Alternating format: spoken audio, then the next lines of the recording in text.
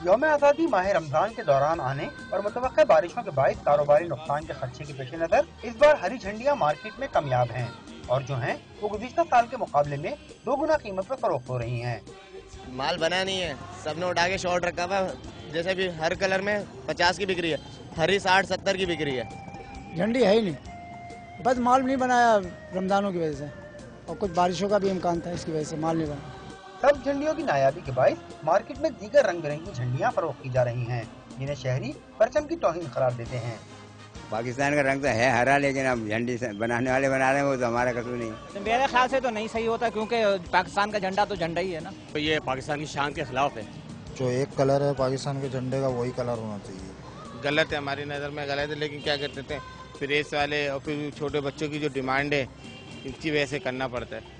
कुछ शहरियों का कहना है कि कौमी परचम के रंग की झंडियाँ मार्केट में न आना ही बेहतर है, क्योंकि 14 अगस्त गुजरते ही ये झंडियाँ इधर उधर उड़ती फिरेंगी, फिर न किसी को कौमी परचम की हुर्मत का ख्याल आएगा और न ही वतन से मोहब्बत का।